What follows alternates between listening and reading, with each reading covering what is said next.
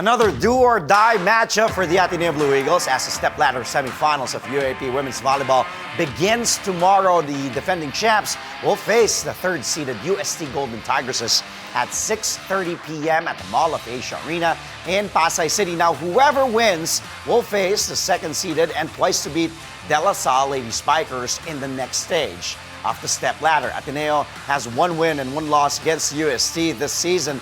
The Blue Eagles dropped their first-round match in 4 sets, but got their revenge in the second round in straight sets. Ateneo grabbed the last spot in the semis over the weekend by sweeping the Adamson Lady Falcons in the playoff for the 4th seed.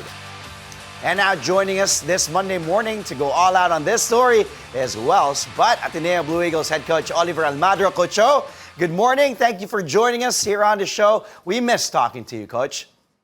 Hi, good morning, Andre. Yeah, I miss being with you in face-to-face there in the studio. Yes, well, after the tournament, sana magkita tayo ulit. Coach, first of all, congratulations sa'yo on making it to the stepladder semis. I know off the air, I was congratulating you, but you said, hindi pa, wala pa. We know job's not done yet. Pero kamusta yung moral ng team ngayon, especially after that straight sets win over Adamson last Saturday? The team is in high spirit. You know naman that Adamson is a very good team. They beat Dakar, they beat they gave NU and UST run for the money. So talagang they're a very good team. So we are inspired and they are in high spirit. Speaking of good teams, you will face UST in the first stepladder semis match, and you are 1-1 against them. As I mentioned this season, that with that one win coming in straight sets dun sa second round, what are you most concerned about, Coach O, in tomorrow's knockout match when you face UST? Well, first of all, UST are well rested. They had a day off because of kami nag-play off pa kami. But what matters is we are prepared physically, emotionally, and spiritually. So yun sa amin. And concern naman, nothing big concern naman. But of course, ang kailangan namin, we have to start it right and we have to end it right. Yun naman ang nangyayari sa amin for the past games namin. Mm-hmm. Ano sa tingin mo, Coach O, ang magiging advantage nyo? Or magagamit mo na lamang against UST? There's not really of an advantage, but I guess yung one extra game namin, I guess malaking factor yun because instead of being laid off naman, hindi naman sobrang haba naman ng pahinga, but malaking bagay sa amin experience with Adamson again last weekend. Well, Coach, you limited Aya Laure to just 14 points in your second round match, and I say just because we've seen her score 20 plus or even 30 plus points. We know what this young girl can do, and she can put up points. Ito yung numbers ni Aya against Ateneo in the second round when you won in straight sets. Coach O? Yes, po. Ito, 14 points off 11 attacks, 2 blocks, 6 excellent digs, and 14 excellent receptions. So it's safe to say that you contained Aya Laure, but talk about facing Aya Laure here in a do-or-die match. I'm sure you will do everything to try to contain her again, but we know this girl, we know the fighting spirit in Aya. Alam niyang do-or-die ito at gusto niyang bumawi dito. Well, Aya Laure is the top scorer of the league. She's really talented, and I know she's also inspired.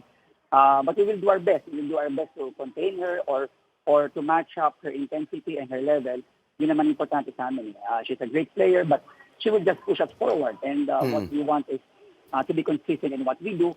And of course, it's not Aya Laure only. Most of their players are also talented. So we have to contain all of them. But to take note of Aya Laure being the top scorer of the league.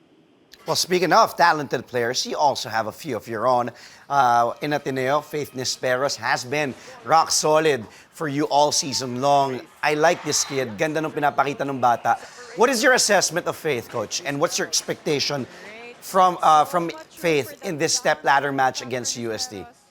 Well, I'm happy that Faith is getting her groove at the latter part of the season, and I hope and I pray that she's speaking and doing good at the right time, going to the last games of the season. So I hope she can bring all the intensity and the level that she's playing towards our stepladder versus UST. So, yun ang important. She has to be consistent and confident in everything she does. Yeah. Actually, pag komportable yung bata, pag relax lang, yung Yeah. nakangiti, maganda yung nilalaro niya eh. Di ba, pag nakikita mo kahit sa service line, pag nakangiti lang siya, pero kargado yung serve niya. Yung, di ba? Yes, yes. Yun yung maganda kay Faith eh. Pag relax lang Yeah. siya, she's smiling, you know she's gonna have a big game. Now, besides keeping their eyes on the title, your players are also determined, Coach O, to extend the final season of your captain, of course, si Danny Ravenna. Let's Yes. talk about this extra motivation for the girls. Yes, we commit ourselves to extend Danny every day. So until the last game of the season. Which is, hopefully we can make it to the finals.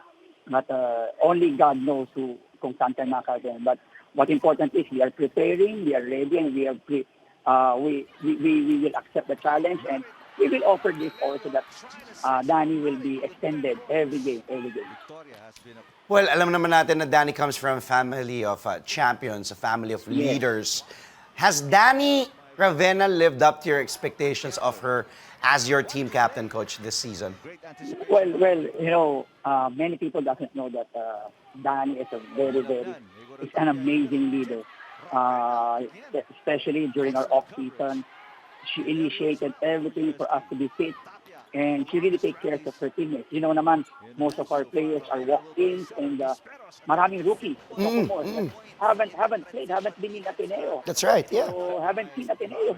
Even AC and AC Minor and Leon de Guzman already sophomore, but haven't been in Ateneo since we started bubble. Online eh, oo. Yeah, but Danny really makes it a point to make them together, make them as a family, and they're, of course, yung family ni Danny also is helping us in this kind of situation, lalo na ng pandemic. And I really admire Danny being the captain. She's really you call that tutok talaga as a captain. So, yun ang maganda kay Danny talaga. Yeah, talagang actually hindi mo naman matuturo yun, yung leadership skills, Yes, and leadership, yes. it's really in her blood. It's in the, nasa Ravenna blood na yun eh. Coach O, last time Ateneo had to go through a stepladder semis was back in season 76, and I don't want to jinx it. Si Coach Tai pang head coach at that time, and we all know what happened in that season. Then Lady Eagles ang tawag pa sa inyo nun, ended up defying the odds to win the championship. Is this serving as an inspiration for you and the girls?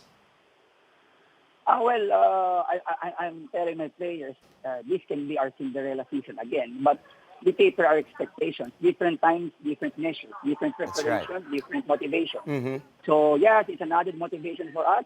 Siyempre, sino man di mamamotivate sila Ate Lai nila, sila Denden during that time, sila Ella, di ba? Yung run na ginawa nila. Oh, yeah. It's another inspiration, but different times, different measures. We will prepare kung anong kailangan namin today. Of course, siyempre, coming from pandemic, different talaga. But we just want to do it good, to play the right way, and to be inspired, and to always ask the Lord for strength. That's it. So, yun ang aming motivation. Yeah, and kung nagawa naman na dati, it is possible to replicate It's that not again. impossible, yeah. Tama. Coach O, marami pong salamat again for taking very time. much, Andre. I know you have a Hindi passport kita talaga. appointment. Oh, okay lang, walang problema. Magkita tayo soon after this tournament. The best of luck against USC. I'll be tuning and I'll be watching. Thank you, Coach O. Ingat ka. Again, we just spoke to Ateneo Blue Eagles head coach Oliver Almadro.